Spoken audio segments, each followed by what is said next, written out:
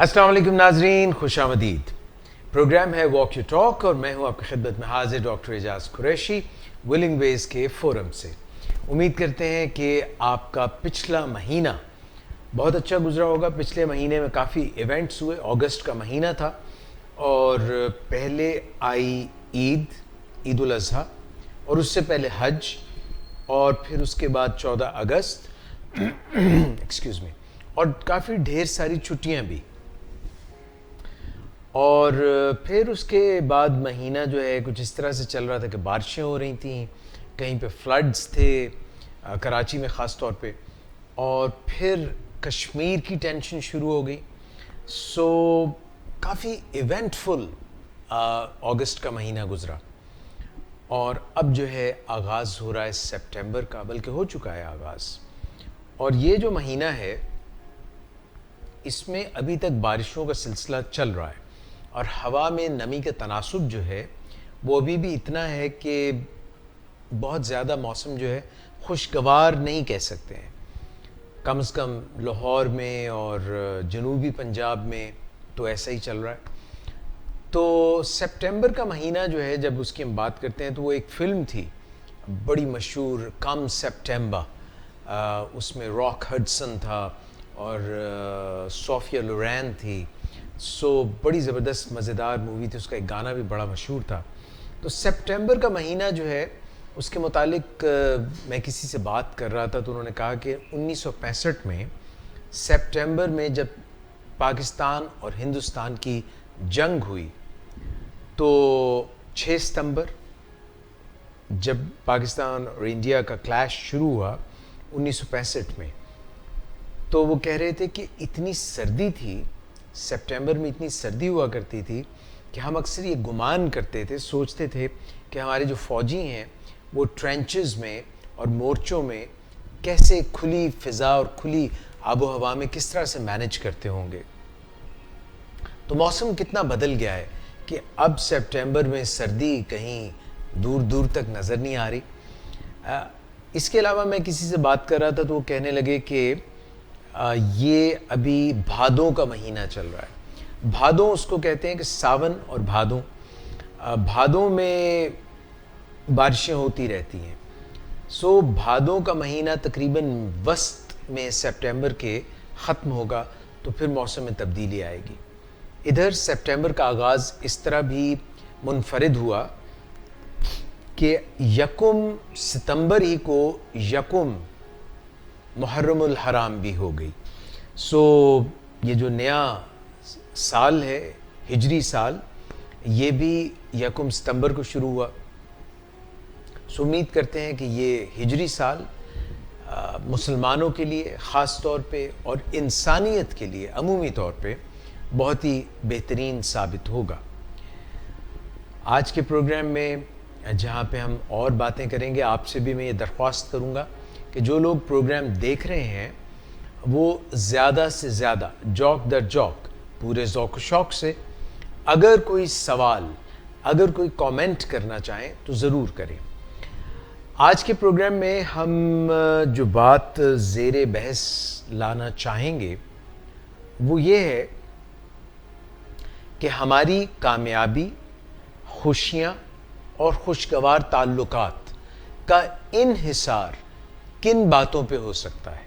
एक दफ़ा फिर से दोहराई देता हूँ बात अपनी कि हमारी ज़िंदगी की कामयाबियाँ, खुशियाँ और खुशगवार ताल्लुकात का इन्हिसार किन बातों पे हो सकता है। हमारे अपने रवैयों पे हो सकता है या इसमें कुछ बैरूनी अवामिल अमल दखल रखते हैं। इस पे हम आज बात कर लेंगे और इस पे अगर कोई कमेंट्स हैं, कोई बात कहना चाहते हैं तो आप ज़रूर हमारे लाइव प्रोग्राम में कमेंट्स की सूरत में कहिए। मैं अपने प्रोड्यूसर से रिक्वेस्ट करूंगा कि वो उसको फ्लैश करें और we will answer you at the spur of the moment. फ़ौरन आपको जवाब देंगे। आज के प्रोग्राम में मेरे साथ तशरीफ़ रखती हैं मिस नादिया शेख, आपको खुशामदीद कहते हैं मिस, और साथ में असद असगर हैं। और असद साहब, आपका भी बहुत शुक्रिया प्रोग्राम में आने का। मिस, अभी जो मैं बात कर रहा था जिसमें हम ये बात कर रहे थे कि हमारी खुशियों का और कामयाबियों का दारोमदार, और साथ में मैंने तीसरी चीज़ ऐड कर दी कि खुशगवार ताल्लुकात का इन्हिसार, दारोमदार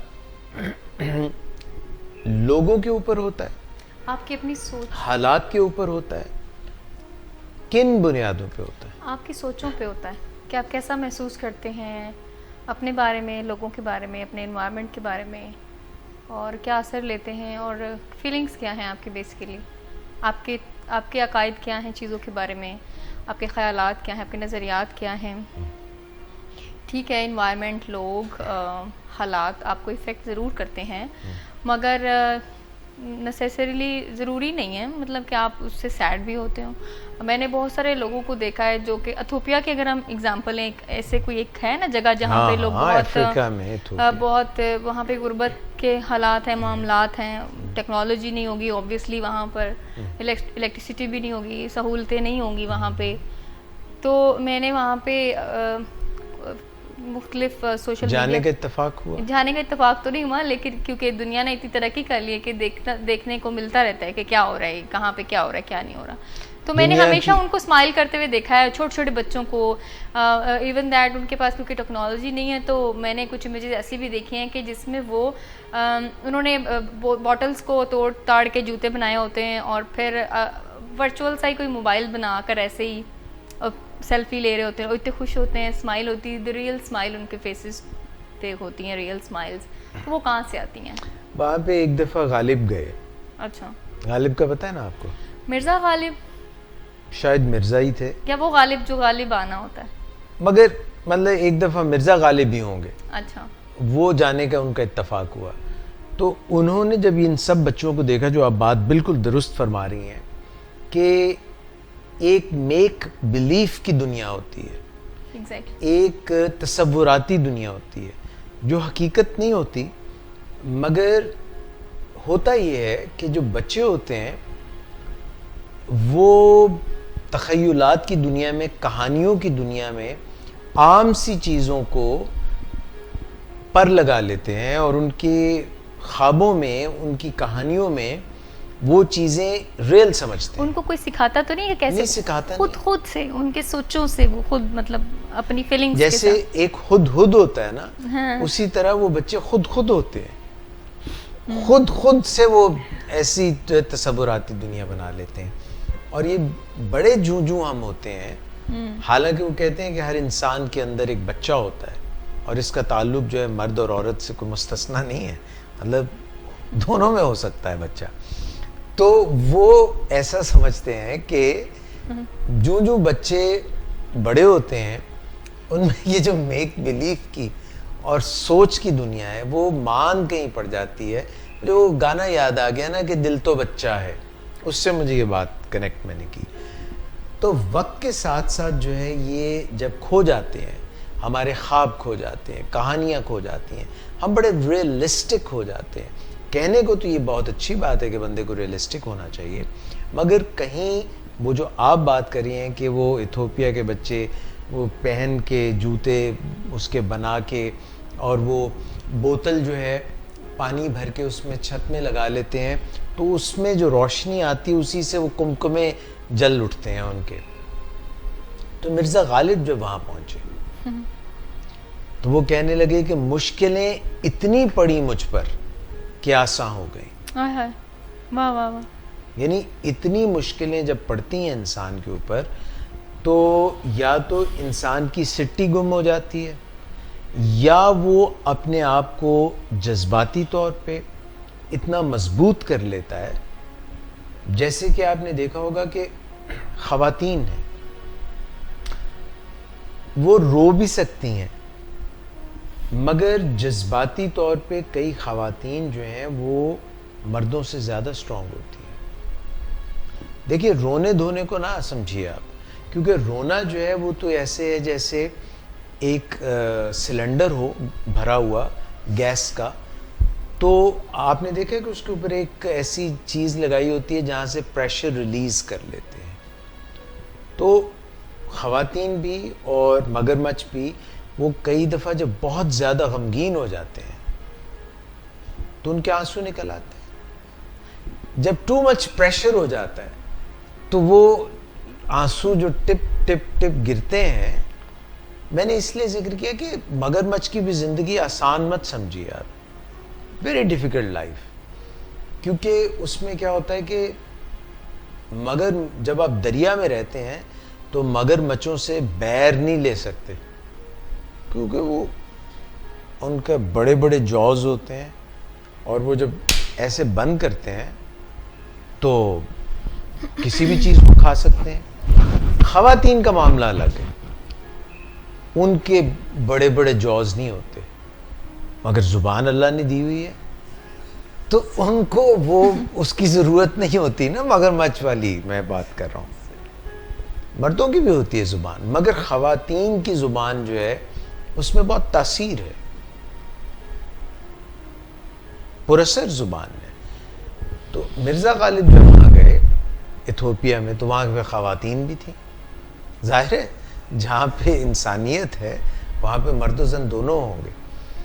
तो गालिब कहने लगे कि इथोपिया की खवातीन में एक बात उन्होंने बड़ी ख़ास नोट की कि उनकी गर्दनें बड़ी लंबी लंबी होती हैं, सुराहीदार लंबी लंबी गर्दनें। अच्छा, वहाँ का सीन ये है कि जैसे जैसे खवातीन की उम्र बढ़ती है तो उनकी गर्दन में वो एक रिंग लगा देते हैं और उनकी गर्दन की रिंग्स जो है ना बढ़ते रहते हैं। इधर चूड़ा भी पहनते हैं वो, कई उन्होंने इतना पहना होता है, बस बमुश्किल जो है ना कोहनियाँ सीधी होती हैं। वहाँ के लोगों में एक और बड़ी बात है, क्योंकि वो कोहनियाँ कई दफ़ा बेंड करना मुश्किल हो जाता है, तो वो लोग हेल्प ईच अदर के असूल पे बहुत चलते हैं। यानी कि अगर खाने की मेज़ पड़ी हुई है तो उसमें उन्होंने देखा कि उनकी कोहनियाँ सीधी नहीं हो रही, यानी ऐसे बेंड नहीं हो रही ना, तो फिर भी वो बड़े मज़े में खा रहे हैं। अब आप बताइए असद साहब कि जब उनकी कोहनियाँ बेंड ही नहीं होती तो वो किस तरह खाते होंगे? गर्दन में आगे कर, गर्दन से नहीं, वो आप जराफ थोड़ी है, जराफे थोड़ी है। खुद ही तो कह रहे हैं बड़ी लंबी। नहीं, वो एक अलग बात है, वो भी बात है जो गालिब ने बताई। मगर मैं आपसे पूछ रहा हूँ, क्योंकि माशाल्लाह आपने भी हांगकांग के नलकों का पानी पिया और घाट घाट दुनिया में आप भी फिरे हैं, जैसे मिस इथोपिया का जिक्र कर रही हैं, तो ये बताइए, एक इंटेलेक्चुअल क्वेश्चन है कि वो किस तरह से खाना खाते होंगे, जबकि उनके यहाँ पे चूड़ा, बाह मरोड़ी चूड़े वाली आपने गाना सुना होगा ना, तो वो किस तरह से खाना खाते होंगे? वो चूड़ा उतार लेते होंगे। चूड़ा उतार के, अच्छा, वो इतना टाइट होता है कि वो उतार नहीं सकते। अच्छा, तो कोऑपरेशन जो है ना, कोऑपरेशन, मदद, बाहमी मदद, एक दूसरे को खिलाते हैं। हाँ, उनके पास लंबे लंबे चम्मच होते हैं, वो ऐसे करके ना दूसरे के मुंह में यूं डाल देते हैं, वो दूसरा जो है वो उनके मुंह में डाल देते हैं, जन्नत बन जाती है जिंदगी। तो मैं अर्ज ये कर रहा था कि वो गर्दन में जो पहनती हैं खवातीन, गर्दन में सरिया नहीं, सरिया वरिया कुछ नहीं होता, सरिया। वो राउंड एक, अच्छा। जैसे ना मैं समझ गया। हाथियों को तो नहीं मारते वो, आइवरी, मगर कोई चीज़ होती है उनका, शायद वहाँ पे मुख्तलिफ जो कबाइल हैं उनके अपने अपने रिचुअल्स होते हैं, तो वो गर्दन उनकी इतनी 6-6 इंच, 8-8 इंच, 10-10 इंच लंबी हो जाती है, मगर वो रिंग्स सारी उम्र उतारती नहीं है। वो रिंग्स उतारें तो गर्दन गिर जाती है, गिर सकती है। फिर वहाँ पे अफ्रीका की कुछ ख़वातीन हैं, उनकी ब्यूटी का ये मेयार है कि ये होंठों में वो यहाँ पे एक रिंग सा लगा लेते हैं, कमाल करती है। मिस, ये मुख्तलिफ कबाइल के आपने इथोपिया का जिक्र किया तो मैं अफ्रीका की बात लेके बैठ गया, गलती हो गई। चलिए, आप ज़ूलू ट्राइब का नाम सुना आपने? मसाई ट्राइब? नहीं। ये सब वहाँ के बड़े मशहूर ट्राइब्स हैं। आप क्या कहना चाह रही थी? मैंने जो कहना था मैं कह दिया, बस इतनी सी बात थी। बात सारी है ही थोड़ी सी, बातें तो हम बढ़ाते हैं, असल बात तो है ही थोड़ी सी, असल बात तो थोड़ी सी एक नुक्ते विच कहते हैं ना, गल मुकदी है। हाँ, कैसे कैसे? मतलब कि अब कहने का मतलब ये कि हम फैलाते हैं रायता, हम इंसान, हम लोग, बात असल में थोड़ी सी होती है अपने, जैसे भी आपने बात क्या कहता मैंने तो सुना था कि बात निकली है तो बहुत दूर तलक जाएगी।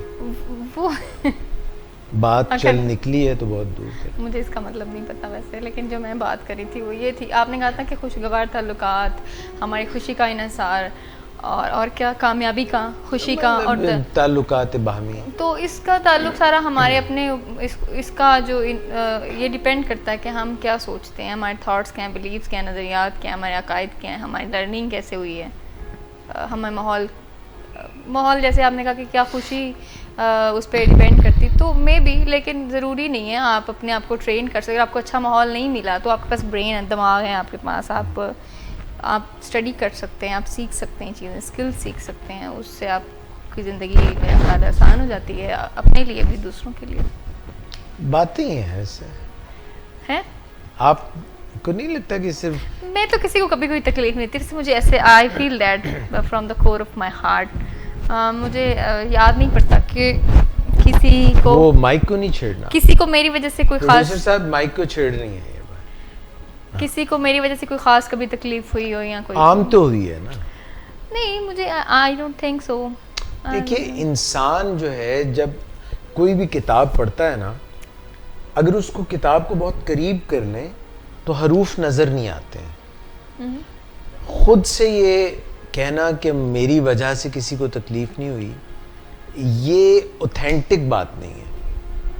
हाँ, कोई कहे कि ये तो अल्लाह मियाँ की गायें हैं, इनकी वजह से तो किसी को कभी कोई तकलीफ हुई ही नहीं। मुझे ये पसंद ही नहीं है सुनना को मुझे।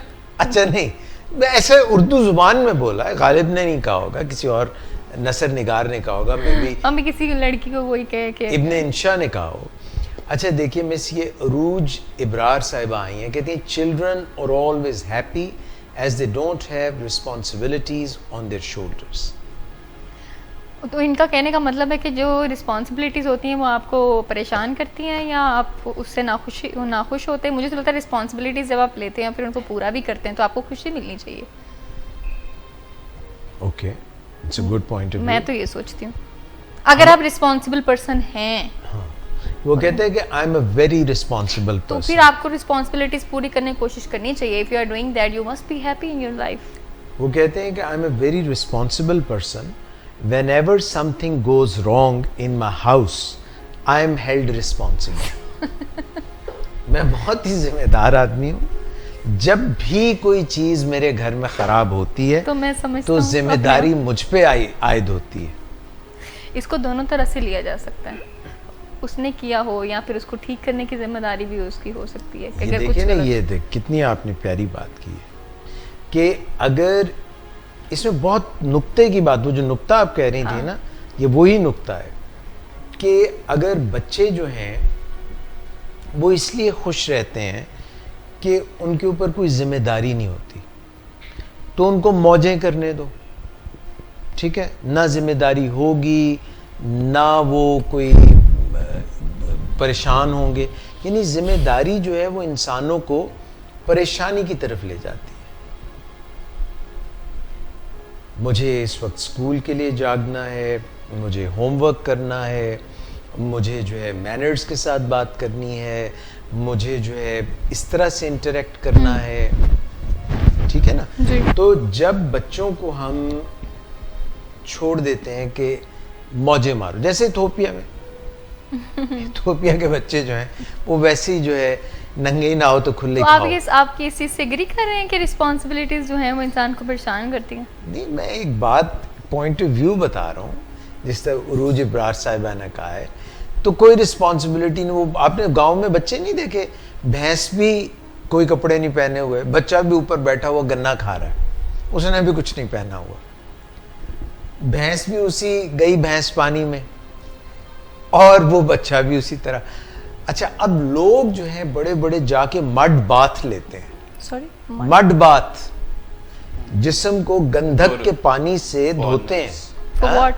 फॉरेनर्स क्यों बोला? फॉरेनर्स लेते हैं क्यों मड बोला? बाथ, सैंड बाथ ले रहे होते हैं, पूरे सैंड में यहाँ तक घुसे हुए हैं। ओहो, हाँ, ताकि बॉडी क्लेंस हो गई और ये, हाँ ये। फिर वो लोग कहते हैं कि जिनको बहुत टेंशन होती है उनको नंगे पाँव चलना चाहिए।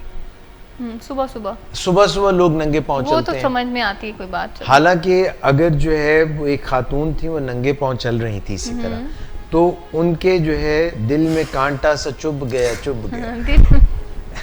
नंगे पाँव सॉरी वो मेरा ख्याल है वो पाँव में उनका कांटा दिल पैरों में होगा। पाँव में किसी के पाँव में फर्शे राख कर दिया। अच्छा, तो नंगे पाँव चलने का एक तो नुकसान ये भी हो सकता है कि आपके कांटा चुभ जाए, मगर नंगे पाँव ज़मीन अगर साफ सुथरी है, कोई वहाँ कीड़े मकोड़े नहीं है, वहाँ पे आप नंगे पाँव चलें तो आपके जो इलेक्ट्रॉन्स हैं, आपने देखा कई मौसम खुश्क जब आते हैं तो आपका किसी के साथ हाथ ऐसे मस हो जाए तो करंट सा लग जाता है, कभी हुआ है आपके साथ? नेवर।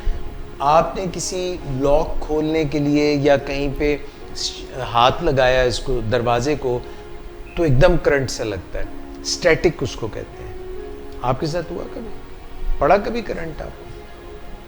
करंट मतलब अर्थ सा होता है, जैसे अर्थ सा हो जाता है। अगर नंगे पाँव हो तो वो अर्थ नहीं होता। इसलिए जब आप चलते हैं तो आपकी जो बॉडी के, आप समझ लीजिए कि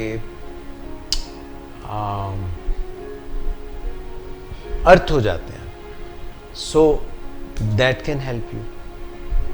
मगर जो बुनियादी हम बात कर रहे थे वो क्या थी? खुशी, शादमानी के ताल्लुक। बच्चों की बात कर रहे थे, बच्चों की अच्छा, सवाल उनका उन्होंने, question। उरूज ने सवाल किया था। सो एक तरफ तो जब रिस्पॉन्सिबिलिटी आप बच्चों को देते ही नहीं है, तो फिर अगर आप ये कहें कि बच्चे मौजें करते रहें, देयर इज नो रिस्पॉन्सिबिलिटी, तो वो फिर रिस्पॉन्सिबिलिटी कई दफ़ा सीखते ही नहीं है। अल्टीमेटली फिर उनकी आगे उनकी ज़िंदगी में प्रॉब्लम्स होंगी, हैप्पीनेस तो नहीं होगी ना। देखिए, अब आजकल मिस कराची में गंदगी बहुत फैली है। कराची में मैं कराची देखती हूँ, तुम हज़ारा देखना, घूमना फिरना मकसद हमारा, मुल्क सारा देखना, आओ चलें फिल्म जट द पुत्र देखने, मैं टिकट से देखती हूँ, तुम उधारा देखना। मैं अर्ज़ ये कर रहा हूँ कि कराची में आजकल बहुत गंदगी फैली हुई है, मक्खियाँ ही मक्खियाँ हुई हैं। मक्खियाँ बाद में आ जाती हैं, गंदगी पे आ जाती हैं। अब अगर कराची में सिटीजन्स जो हैं उनमें ये शऊर बेदार हो जाए कि हम रिस्पॉन्सिबिलिटी लेते हैं कि अपना रबिश, अपना गार्बेज, अपनी गंदगी, जैसे वो नहीं कहते कि वॉशरूम में आप जाएं तो लिखा होता है अपने किए कराए पे पानी फेर दें, तो अगर वो भी रिस्पॉन्सिबिलिटी ले लें कि हमने ये सब गंद नहीं डालना, हमने इसको सॉर्ट आउट करना है, papers sorted out, plastic sorted out, bottles sorted out, all things sorted out. एक मिनट यार, वो मिशेल ओबामा जो है उनका सवाल मैं बाद में लेता हूँ, मगर ये ज़रा रिस्पॉन्सिबिलिटी की बात कर लूँ। I will take that question, you rephrase it please. तो जब हम रिस्पॉन्सिबिलिटी नहीं लेते तो बच्चे पता क्या करते हैं? चिप्स खाए, पैकेट कहाँ गया, गाड़ी चल रही है, बड़ी शाइनी सी कार है, विंडो रोल डाउन हुई, आइसक्रीम खाई, रैपर बार। जब हम अपने वतन पाक में कूड़ा इधर उधर फेंकेंगे, what about Japan, what about Singapore, Dubai में इवन, दुबई, आप कूड़ा फेंके, कूड़ा कूड़ेदान में, शहरी इत्मीनान में। जब ये रिस्पॉन्सिबिलिटी, हम एक सिविक सेंस जो है, जो हमारे राइट्स हैं, वो कितने दूर तक होते हैं हमारे राइट्स? मेरी नाक तक, जितनी जहाँ मेरी नाक खत्म होती है उससे आगे दूसरों के राइट्स शुरू हो जाते हैं। राइट्स और हकूक और फ़राइज़ ये एक्सचेंजेबल, इंटरकनेक्टेड है। तो बच्चों के ऊपर रिस्पॉन्सिबिलिटी तो नहीं होती, जैसे मैंने वो भैंस की बात की, जैसे मैंने गांव की बात की, जैसे मैंने, but there is a time जहाँ पे बच्चों को कुछ ना कुछ थोड़ी बहुत रिस्पॉन्सिबिलिटी देना ज़रूरी है। ये बड़ों की रिस्पॉन्सिबिलिटी है, ये बच्चों के ऊपर एक रिस्पॉन्सिबिलिटी। देखिए, बच्चे जो हैं वो कहने से ज़्यादा देख के लर्न करते हैं। सही है। तो अगर हम उनको कोई रिस्पॉन्सिबिलिटी नहीं देंगे तो वो बड़े होके इररिस्पॉन्सिबल सिटीजन्स बनेंगे। मगर टू मच रिस्पॉन्सिबिलिटीज अगर डाल दें, हद से ज्यादा, तो वो रेबेलियस टाइप उनका तो वो रिबेलियस हो जाएंगे, या वो बेचारे परेशान हो जाएंगे, या एंग्जाइटी का शिकार हो जाएंगे. So there has to be a fine balance. Discipline does not mean that आप उनको किसी काम से, हाँ खेलें, play in the sand, play in your room, मगर हर चीज, पूरा घर जो है वो अगर उनके टॉयज बिखरे हुए हैं हर जगह पे, कुछ डेजिग्नेटेड एरियाज होने चाहिए जहाँ पे whatever they want to do, designated time होना चाहिए for the play, designated time होना चाहिए for the video games and story time. अभी आपकी अम्मी आपको लोरी सुनाती थी? पता नहीं, मैं नानी सुनाती थी, अम्मी तो नानी सुनाती थी. अम्मी तक बात पहुंची तो उन्होंने लोरी सुनाना कम कर दी या छोड़ दी. मगर नानी अम्मा को पता था कि जो बच्चे कहानियाँ सुनते हैं वो बड़े होके कहानी नवीस कहानियाँ बना भी लेते हैं. अब आपको कभी किसी को राग पाठ देना हो, कहानी सुनानी हो, you must be good at it. मुझे स्टोरी सुनाना नहीं आती बिल्कुल. I am very bad at story telling, seriously. आप कहानी सुना रही होती हैं मगर कहानी सुनने वाले को पता ही नहीं चलता कि आप कहानी दे रही हैं. ये आप अपने बारे में बता रहे हैं. बात सवाल किया, एक सवाल करने का अंदाज है मेरा कि क्या आप ऐसा करती हैं? बिल्कुल भी मैं ऐसा नहीं करती. आप नहीं करती हैं. So मुझे खुद भी नहीं पता चलता मैं कहानी मगर हालांकि आपकी जिंदगी बजाते खुद एक कहानी है. हर किसी की जिंदगी एक कहानी That's है. right, correct. तो बच्चों के लिए मेरा ख्याल है, उरूज इब्रार में जवाब दे सका आपको कि रिस्पॉन्सिबिलिटी थोड़ी थोड़ी पीस में आहिस्ता आहिस्ता बढ़ानी भी चाहिए. क्योंकि अगर कल आपके बच्चे ने कोई रिस्पॉन्सिबल सिटीजन बनना है, कोई उसने कोई भी काम करना है, वर्कर बनना है, या उसने एक अच्छा फैमिली पर्सन बनना है, तो जिस शख्स में, लड़की में, लड़के में कोई रिस्पॉन्सिबिलिटीज़ नहीं होंगी, वो अपनी फैमिली में, अपनी वर्क प्लेस में, अपने स्कूल में फिर कामयाब नहीं होगा. So start early and then only you can make responsible kids become responsible citizens. Responsible लफ्ज़ जो है उसका मतलब ये है कि can you give a response. कोई भी काम आपसे कहा गया है तो क्या आप responsible के स्पेलिंग तो और होते हैं, मगर क्या आप responsible हैं, यानी जब आपको कोई बात कही जाती है तो आप मेजर करके उसका बहुत ज़्यादा भी नहीं और बहुत कम भी नहीं, करेक्ट रिस्पॉन्स, सही उसका जवाब दे सकते हैं कि नहीं, that becomes responsible. So those people who give correct response and who take responsibility are responsible. Those people who are very जज्बाती, who have no impulse control, जो अपनी impulses को जो दिल में किया, जो मर्जी आई बस उसको execute कर दिया, they are reactive people.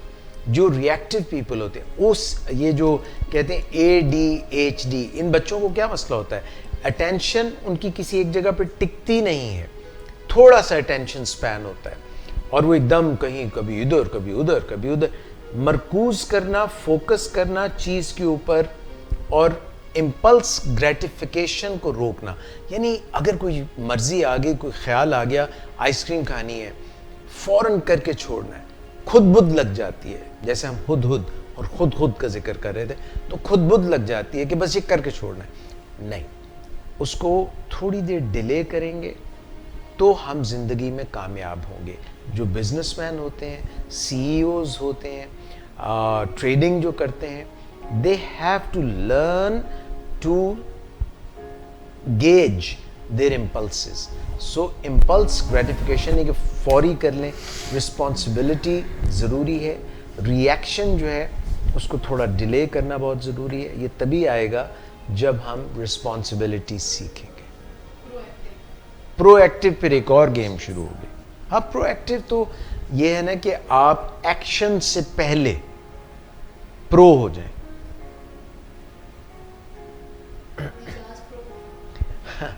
Action से पहले प्रो होने. प्रो कौन होता है? प्रो के 2-3 मतलब है. ब्रो नहीं, ब्रो नहीं, ब्रो, ये नो वो पंजाबी में प्रो प्रो प्रो वो नहीं मैं बात कर रहा। प्रो का मतलब होता है जो प्रोफेशनल्स होते हैं, एक एमेच्योर्स होते हैं, एक प्रोफेशनल्स होते हैं। एक प्रो होता है जो आपका तरफदार होता है, प्रो आपकी तरफ जो है वो भी प्रो होते हैं। और जो लोग एक्शन की तरफदार होते हैं, यानी एक्शंस, अच्छा एक होता है थोड़ी देर पहले किसी चीज को भांप लेना कि हालात किस ऐसे हो सकते हैं। अभी आप मुझे बताइए, आज सितंबर की 2 तारीख है जी। ना, नवंबर की 2 तारीख को आपने यही कपड़े पहने होंगे। आई डोंट नो, ऑब्वियसली एक चलो दिसंबर की अगर 2। मैं प्लान करूं कि मैंने यही पहनना है तो ऑब्वियसली मैं यही पहनूंगी। नहीं मिस जी, मैं ये बात नहीं कर रहा हूँ, फिर आप क्या? कैस कर सकती हैं, आप मर्जी की मालिक हैं, मगर दिसंबर की 2 तारीख को सर्दी होगा। Oh sorry I just got your point now. हां ऑब्वियसली सर्दी होगी ना, मैं ये नहीं पहनूंगी। तो आप अगर नवंबर में या अक्टूबर में किसी जगह सर्दियों के कपड़े और गर्मियों के कपड़े सॉर्ट आउट नहीं करेंगे? करूंगी। एक्चुअली गर्मियां इतनी लंबी हो गई हैं कि आपने नवंबर का नाम लिया, फिर भी मैंने गो नहीं के सोचा। लंबी हो गई हैं। बहुत तो मगर आती तो हर साल है। So proactive approach is Yes, yes. When you foresee, आप पहले से देख लेते देख। हैं कि ये तो एक पैटर्न है, ये तो होगा। अभी वो आया नहीं लम्हा, मगर आ तो जाएगा ना। This is proactive. अच्छा, what is the difference between forecasting and planning और प्रोएक्टिवनेस? 3 चीजें हैं। देखिए, फोरकास्ट, कल का मौसम क्या होगा। अब एक हम एवं टेवा भी लगा सकते हैं, टेवा, मगर जब साइंटिफिक डाटा आपको मिल रहा हो, टेवा होता है ऐसी वाइल्ड गैस, अंदाजा, वाइल्ड गैस, okay. अंदाजा एवं लगा ली, मगर I can only guess that in end of October the temperatures in Lahore in the morning at 5 AM, सुबह 5 बजे अक्टूबर के एंड में कोई 18 डिग्री सेल्सियस 17 डिग्री सेल्सियस सुबह 5 बजे टेम्परेचर होगा। ये जो मैंने अंदाज़ा लगाया है, ये मैंने पुराने जो है ना एक डाटा जो मेरे जहन में है उससे लगाया, मगर वेदर फोरकास्ट से जो मेट ऑफिस होता है, मेट ऑफिस कौन सा? मेट मीन्स एक होता है मीट, मीट का मतलब मिलना, मेट का मतलब मिले थे, Okay. व्हेन वी मेट, जब वी मेट, फिल्म याद है ना? जी जी सर। तो मेट ऑफिस कौन सा हुआ? जहां पे आप मिलते हैं? Not really. मेट ऑफिस जो है मेट्रोलॉजिकल ऑफिस का जो मुखफ़फ़ है।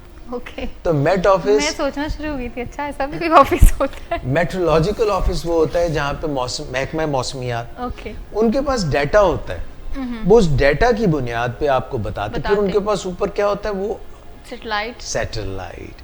तो वहाँ से भी जो सारे करंट्स बन रहे हैं, जो पूरा हिसाब किताब, वो उस बुनियाद पे लाहौर की कल का मौसम, यहाँ बारिश होगी कि नहीं होगी, डिसाइड करता वो क्या करते हैं? फोरकास्टिंग, फोरकास्ट करते हैं। अल्लाह आपका भला करे। दूसरा क्या था आपका? प्लानिंग। प्लानिंग तो बड़ी सिंपल सी बात है। वो गोल सेटिंग से रिलेटेड है। देखिए, जब हम एक महकमा है, महकमा बहबूदे आबादी है या नहीं, आप बताइए। फ्यूचर का महकमा बहबूदे आबादी है, एग्जैक्टली। वो उस महकमे के लोग कहते हैं कि फैमिली प्लानिंग करो, कहते हैं कि नहीं? आपको कहा कभी? कभी नहीं कहा? घर पे आके कभी कहा। आपने वैसे कभी वो फैमिली programs- प्लानिंग नहीं की? बिल्कुल, आपस में की। आपस में ही करनी होती है। किसी के साथ जाके नहीं की। अच्छा मैंने नहीं, लगा किसी के साथ जाके थोड़ी करनी होती है, मोहल्ले वाले नाम अपने थोड़ी। घर में ही करनी होती है फैमिली प्लानिंग। नहीं, आप जैसे कह रहे हैं ना कि आपसे मुलाकात हुई है जैसे। नहीं, मैंने मुलाकात का तो जिक्र, ये आपके ज़हन में लफ्ज मुलाकात तो मैंने कहा ही नहीं। अच्छा, इस तरह का कुछ कहा। मैंने कहा महकमा बहबूदे आबादी वालों ने आपको फैमिली प्लानिंग का बताया, आपने फैमिली वो प्लानिंग तो की। ऑब्वियसली कमर्शियल करते हैं ना, टीवी पे बताते देखिए, हैं किसी एक तरह चीज से। है, एक जैसे आप पहले से प्लान करते हैं मतलब प्लानिंग का ताल्लुक फ्यूचर से है ना? हाँ, कि गुड्डू है और गुड़िया है, ये बड़े होंगे, इन्होंने एजुकेशन हासिल करनी है, इनके लिए आप प्लानिंग करेंगे, फिर प्राइमरी एजुकेशन के बाद secondary, matric, FA, And so B on. And so on and so forth, शादियाँ, एजुकेशन, करियर, ये क्या है? प्लान्स। प्लान्स। सो प्लानिंग तो आप करते ही हैं। अब देखिए, if you fail to plan, You plan to fail. There you go, if you fail to plan you, Plan to fail. तो प्लानिंग इतनी जरूरी है।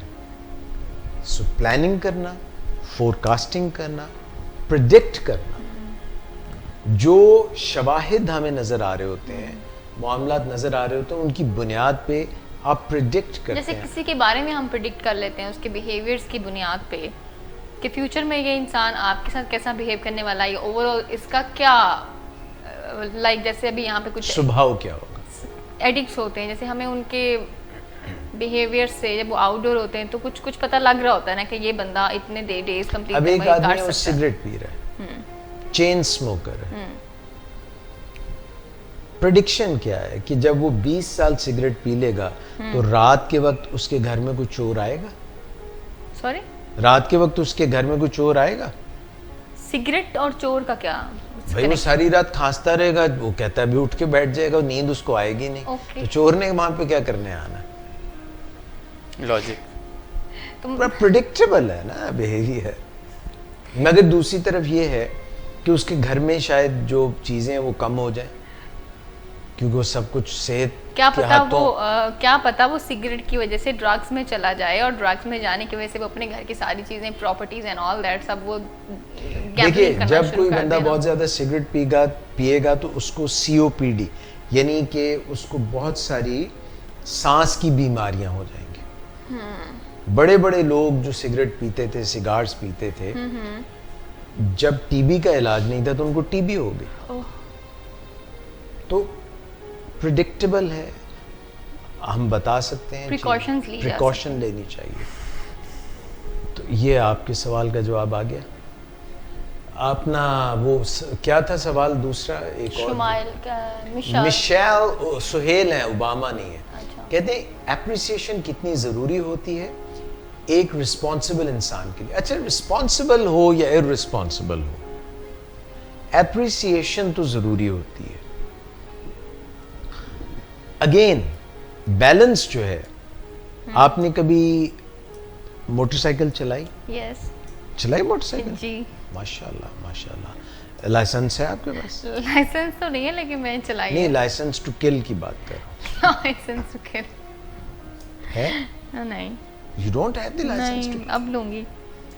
अब नहीं है, पहले था। हाँ, वक्त के साथ साथ लाइसेंस चला गया।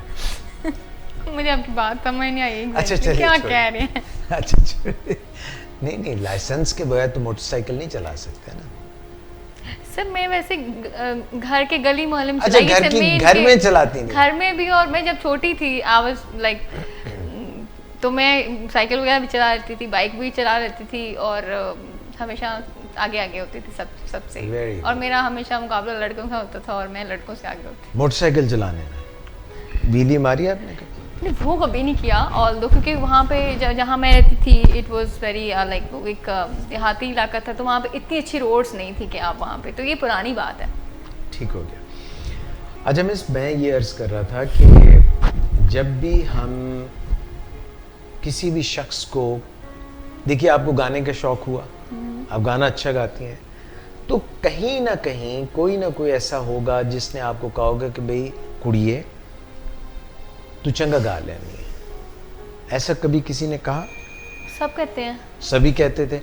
सो एप्रिसिएशन से आपको ज़्यादा एक शौक मिला उर्दू वाला, और आपके शौक को तकवीयत मिली। और मेरे शौक से लोगों को शौक मिलते हैं। नहीं, वो तो खैर एक अलग बात है ना, अंग्रेजी वाला नहीं। ओके। आप जब मौसीकी ये बजाते हैं तो किसी ने आपको कहा कि आप बहुत अच्छा खुश गुलू भी हैं और मौसीकी भी अच्छी, किसी ने कहा? हाँ जी, काफ़ी लोगों ने कहा। तो जिस तरफ हमें एप्रिसिएशन मिलती है ना, उस तरफ हम ज़्यादा तवज्जो देते हैं।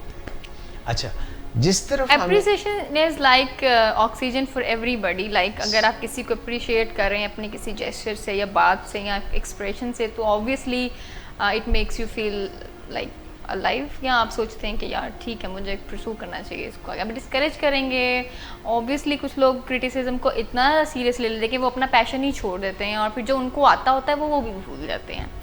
लेकिन कुछ लोग इतने स्ट्रांग होते हैं कि they don't care about that. उस क्रिटिसिज्म में भी वो अपने लिए अपॉर्चुनिटीज ही ढूंढते हैं। तो एवरीबॉडी इज नॉट। ये बहुत बड़ी बात है मिस, कि सेल्फ ड्रिवन होना, अपनी वर्थ को पहचानना, अपने अंदर झांकी लगाना कि हम दुनिया में जो आए हैं तो हमें कोई ऐसे बर्थडे गिफ्ट्स भी हैं। बर्थडे पे कभी गिफ्ट मिला आपको?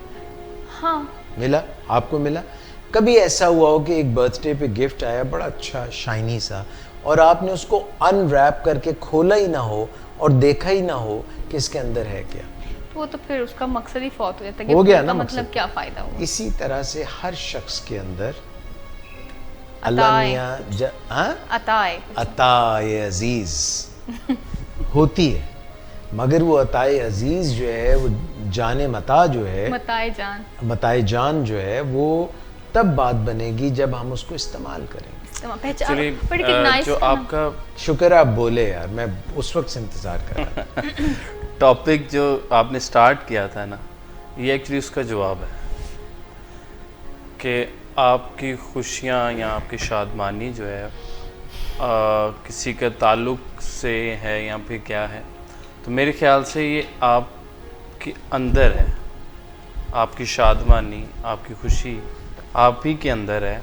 और ये आप ज़रा रिपीट कीजिएगा वो अपना जो टॉपिक। मैंने ये टॉपिक कहा था कि आप ये बताइए कि आपकी खुशी जी, आपकी कामयाबी जी, और खुशगवार ताल्लुकात का इन्हिसार आपके ऊपर है या किसी और पे है? किस चीज़ पे? पहली बात हमारे ऊपर ही है, दूसरी बात हमारी चॉइस पे है। हम क्या चॉइस कर रहे हैं, किस तरह के फ्रेंड चॉइस कर रहे हैं, किस तरह की सोसाइटी चॉइस कर रहे हैं, किस तरह का हम सफ़र चॉइस कर रहे हैं। मतलब हमारी चॉइस बहुत इसमें मैटर करती है कि हमारी अगर हमने गलत, मिसाल के तौर पे अगर हमने गलत दोस्त चुन लिए हैं तो वो हमें मुख्तलिफ ऐसे ज़िंदगी के अंधेरों में लेके जाएंगे, जैसे कि नशा है, फिर दूसरी और बहुत सारी ऐसी ख़राबियाँ जो दुनिया में हैं। तो वो हमारी चॉइस जो है वो गलत होने की वजह से हमारी खुशियाँ भी बर्बाद हो जाती हैं और हमारी ज़िंदगी तबाह हो जाती है। I agree with you. आप एक स्कूल में म्यूज़िक सिखाते हैं। जी। अब हर बच्चा गिफ्टेड टैलेंटेड तो नहीं होता, हर किसी का एक जैसा मयार नहीं होता, कैलिबर नहीं होता, एक ख़ास चीज़ के लिए वो रग़बत नहीं होती, उसमें वो गिफ्ट्स नहीं होते। गुलहरी को आप बोलें कि अच्छी सी स्विमिंग करके दिखाओ, कर लेगी, लेकिन सर उसमें एक सेकंड, जी जी बस इतना, फिर आपकी बारी। मछली को आप कहें दरख्त पे चढ़ के दिखाओ, मुश्किल है ना? मुश्किल। मगर मछली को आप पानी में अगर लेके जाएंगे तो वो बहुत अपना अच्छा देगी, अच्छा परफॉर्म करेगी। गुलहरी जो है दरख्त के ऊपर बड़ा अच्छा परफॉर्म करेगी। आपको कुछ चीज़ें खुदादाद होती हैं, मगर हम as a teacher, as an adult, as an elder, जब आपके पास कोई बच्चा आता है और आप उसमें एक स्पार्क देखते हैं और आप कह देते हैं पीछे हट जाओ, वो एक ऐड आता होता है जिसमें एक बच्चा जो है अब वो गंदी सी शर्ट पहन के आ जाता है, तो कोच उसको यूं परे कर देता है, और जब वो अच्छी सी साफ सुथरी उजली शर्ट पहन के आता है तो उसको वो कहता है हाँ आ जाओ।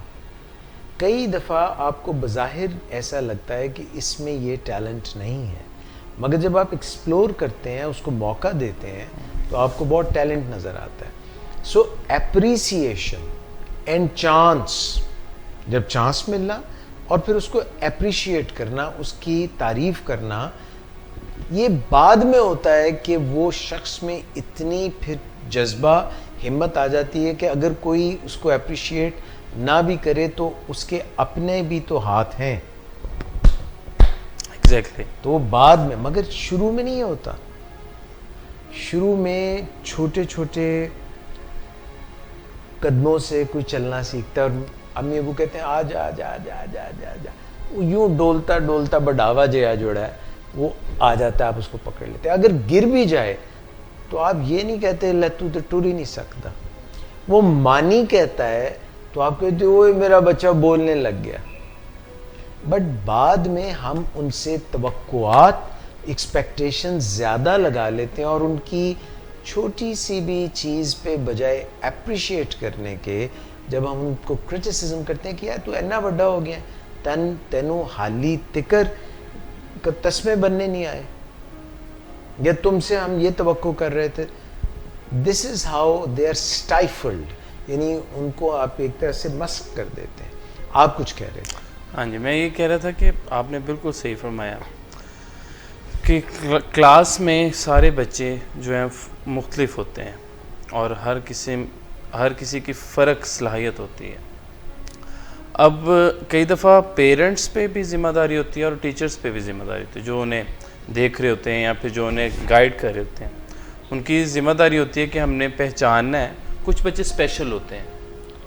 अब मैं एक बच्चे को स्पेशल बच्चे को करवा रहा हूँ, म्यूज़िक करवा रहा हूँ, और मैं शुक्रगुज़ार हूँ उनके पेरेंट्स का जिन्होंने ये पहचाना है कि ये बाकी शायद काम ठीक से नहीं कर सकता लेकिन ये म्यूज़िक बहुत अच्छा बजा लेता है, गिफ्टेड है। हाँ, ये उन्होंने उसको पहचान लिया, उसके गिफ्ट को पहचान लिया।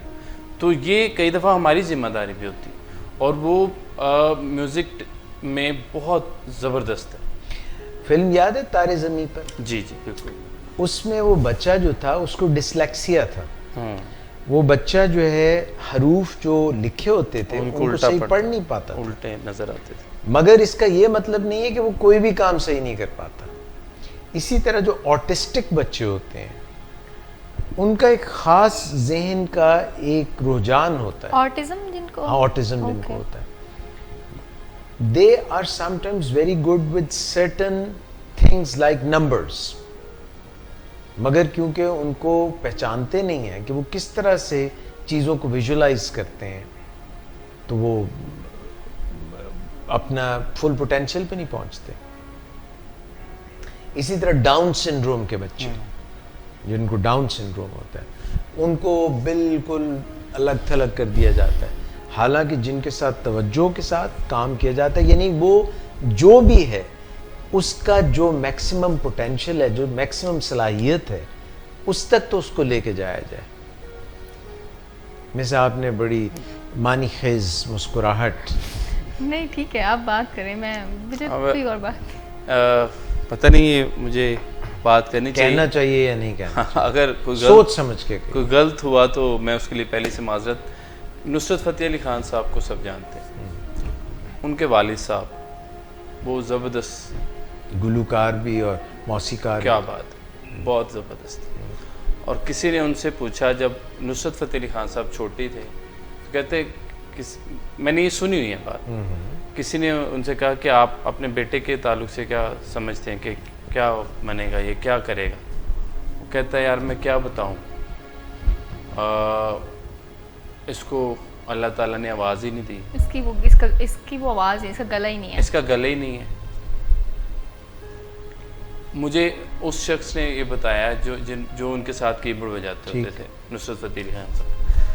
तो अब देखें कि उनके वालिद साहब ने ये बात कह दी पूरे सबके सामने, तो ये उनको अभी तक याद थी, लेकिन ये है कि उन्होंने उस बात को अपना गोल बनाया और फिर बाद में पूरी दुनिया में उन्होंने अपना हाँ, सॉरी आप बात कर रहे हैं, नहीं पहले आप। इसी से रेलेवेंट बात, मेरे टीचर हैं अब्दुल रऊफ साहब, वो भी बताते हैं कि अब नुसरत फ़तेह अली खान साहब को उन्होंने पीटीवी के बाहर ऐसे इंतज़ार करते हुए देखा है लोगों के, मुझे कब अंदर बुलाएंगे। सब गा जाते हैं, सब गाई जा रहे हैं, सब प्रोग्राम्स में शिरकत के लिए, उनको नहीं बुलाया जा रहा। मतलब लिफ्ट ही कोई नहीं, लिफ्ट नहीं, वो कभी इधर वॉक करते वेट कर रहे हैं, कभी इधर वॉक करते वेट कर, कोई उनको बुला ही नहीं रहा। और फिर उनका नाम देखा आपने, उन्होंने क्योंकि इसको ये देखिए इस तरह की बहुत से वाक़यात हैं। अमिताभ बच्चन साहब के मुतालिक ये कहते हैं कि ये वहाँ पे मुंबई में जूतियाँ चटखाते फिरते थे और कोई इनको घास नहीं डालता था। और जब ये हीरो बनने गए तो उन्होंने कहा यार तुम्हारी तो इतनी हाइट है, लंबे हो तुम, कुड़ी नहीं और करते रहना। ये तुम कैसे करोगे, और तुम्हारी आवाज ही भोंडी है, तुम्हारी आवाज ही नहीं है वो हीरो वाली। आवाज ही पहचान बनी उनकी। मैं वही अर्ज कर रहा हूँ। मैं आपको पर्सनल वाकया बताता हूँ। अच्छा। हाँ, मैं जब एफएससी कर रहा था तो मैं बहुत ही खिलंडरा था। सॉरी, खिलंडरा था, खिलंडरा मतलब ऐसे खेलने कूदने ओके, वाला ओके, राइट। आदमी, मजाक हंसी ओके। और घूमना फिरना, सीरियस नहीं था मैं। ओके। तो मेरी एक अजीजा है बहुत करीबी, तो मेरे बड़े भाई साहब मेडिकल कॉलेज में थे और उनका जो बेटा था, वो मेरी अजीजा जो है बहुत करीबी, उनका बेटा भी मेडिकल कॉलेज में था। तो उन्होंने मेरे मुतालिक कहा, मेरा निकनेम लेके, कि ए ते मुंडा बस खेड़दा ही रहेगा, गल्लां ही करता रहेगा, ए मेडिकल कॉलेज नहीं जा सकता। तो अब ये क्रिटिसिज्म था, मगर मेरी वालिदा जो थी वो मुझे बहुत अप्रिशिएट करती थी हर बात पे।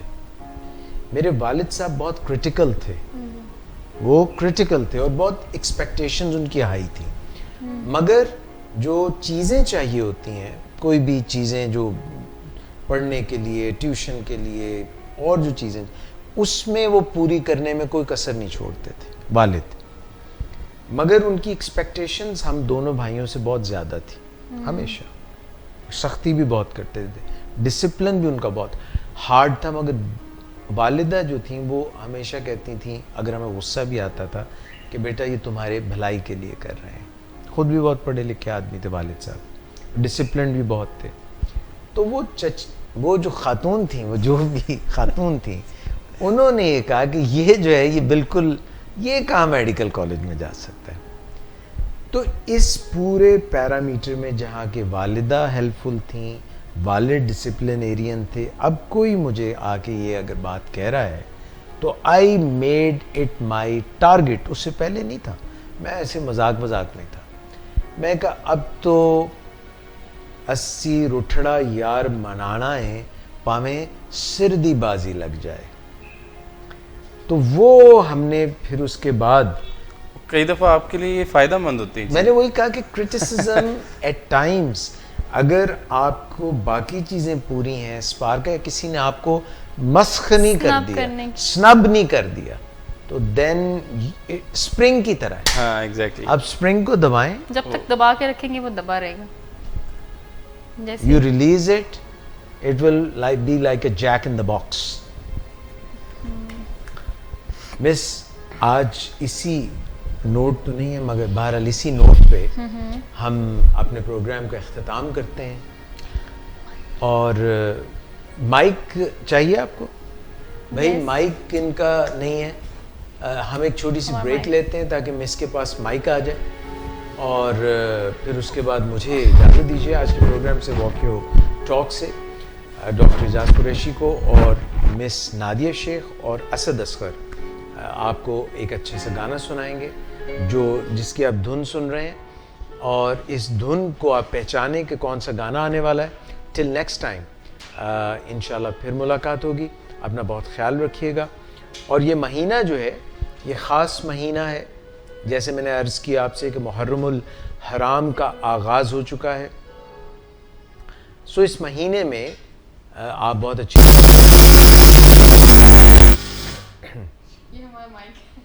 ये आपका माइक था। तो इस महीने में जो है ये ख़ास बात भी है कि आप जानते हैं कि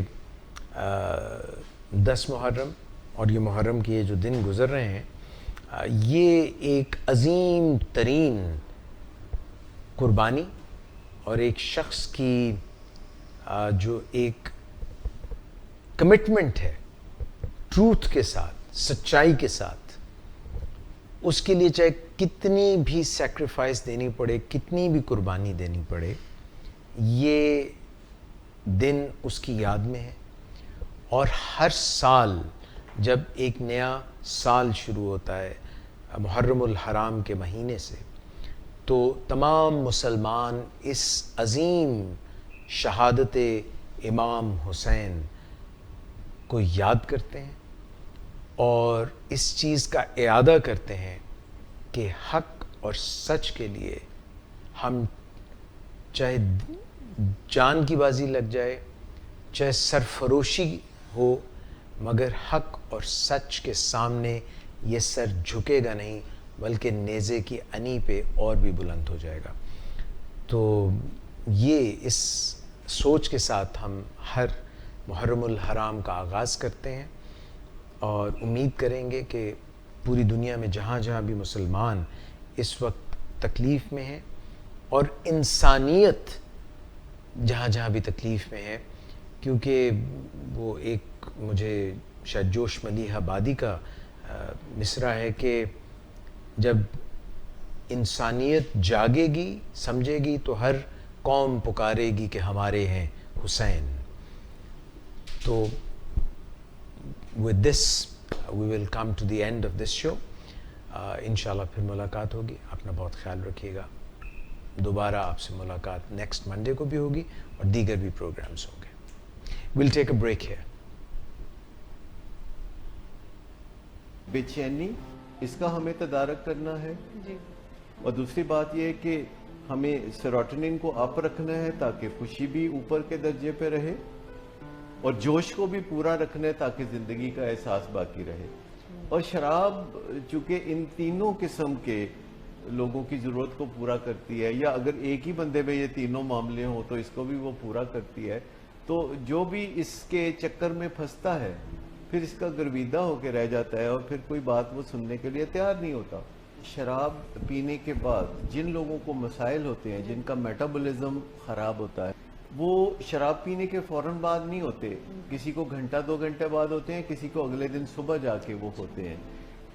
और उनको फ़ायदा अलग से क्लियर नज़र आता है जब वो शराब पीते हैं, तो उनको वो सब फ़ायदा नज़र आता है, उनकी बेचैनी कम हो जाती है, वो खुशियाँ मनाने लगते हैं और वो लोगों से कनेक्ट करने लगते हैं और इन्हीं मकासद के लिए लोग शराब पीते हैं। लेकिन कुछ घंटों के बाद उनके अंदर कुछ मनफी हालात पैदा होने शुरू हो जाते हैं। कुछ टॉक्सिन्स हैं जो कि उनके खून में सर्कुलेट करती हैं और उससे उनको एक कोफ्त की सी कैफियत होती है। और इस कोफ्त की कैफियत को ठीक करने के लिए फिर जो करीब तरीन हल होता है वो मज़ीद शराब का इस्तेमाल करने के लिए मज़ीद शराब का इस्तेमाल है।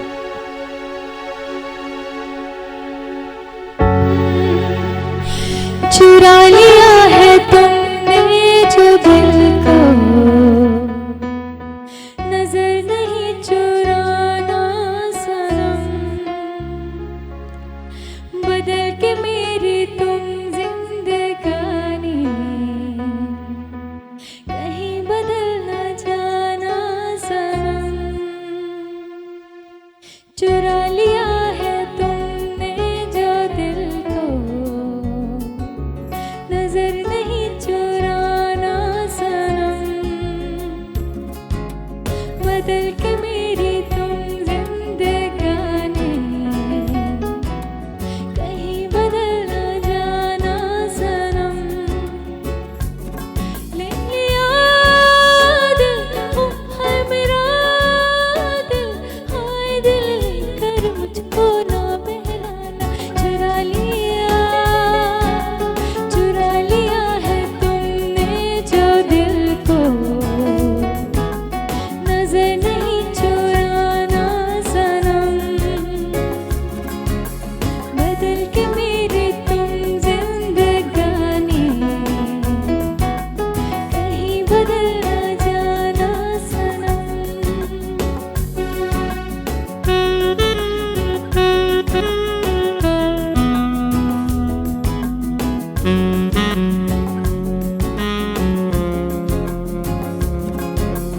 बाहर बन के आऊं कभी तुम्हारी दुनिया में, गुजर न जाए ये दिन कहीं सी तमन्ना में। बाहर बन के आऊं